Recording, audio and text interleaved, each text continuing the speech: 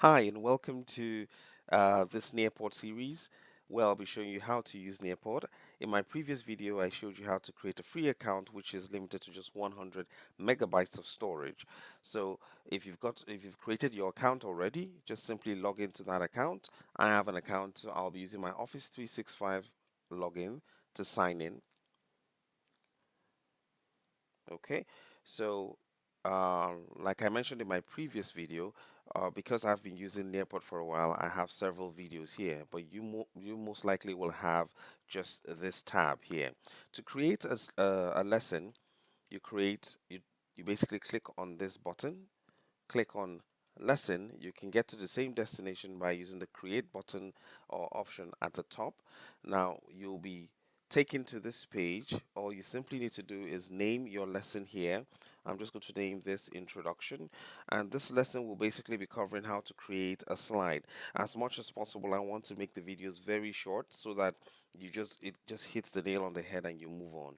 Okay, so you click on add content and activities, and you see the slide option here. Click on slides, and just like your traditional presentation software, you will have this kind of interface. So all you simply need to do, of course, to insert text, you click and you start to type, and same thing applies to any part of the slide area. On the right hand side, you've got several themes there. You can simply just choose any theme and it will just apply that on your presentation. And you can just insert images. You can just click on add image here and just search for images online, and it will search Google. All you simply need to do is just click and say save, and you've got your image in your lesson. And of course, obviously your text is you can arrange your text in any particular order you desire. If you decide to if you wish to add videos, you can just simply do this and just say PC. I'll just say PC repair, just searching on YouTube, and I'll just choose any random video. Okay, and say save, and just like the image, it will insert my video in my slide. Now, depending on the size of the video, it may take some time to, of course, basically import it into your slide. But when you're done with your slide, you can simply just say save and add new. Now, unlike your PowerPoint presentation or Google Slides, you would have a pane here on the left that shows you several pages. This does not behave the same way. Okay, so for you to create a new slide, a new page, you basically need to say save and add new. And you say when you click on save, it will basically create a new page using the same theme that you chose earlier.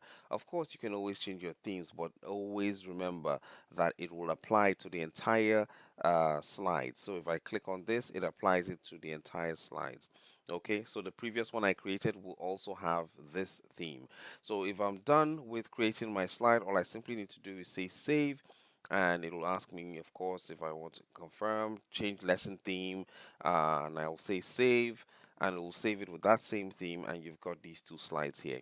Of course, you can always go back and create more slide pages. You'll find that with Nearpod, because it's a cloud-based system, sometimes it will take a while to save, okay, depending on the traffic and bandwidth and all of that. Okay, so that is it for this first lesson. And of course, if you're not happy with any slide that you've created, you can just simply right click on it and just delete, or you could copy and paste several pages and just edit them later. Notice that as I'm adding content, the size of my document is increasing, and hence why Nearpod gives people the free accounts limited to about 100 megabytes. So I'll be saving this and I'll exit. Okay, in our next lesson, we'll look at other lesson contents that you can add in your lesson presentation.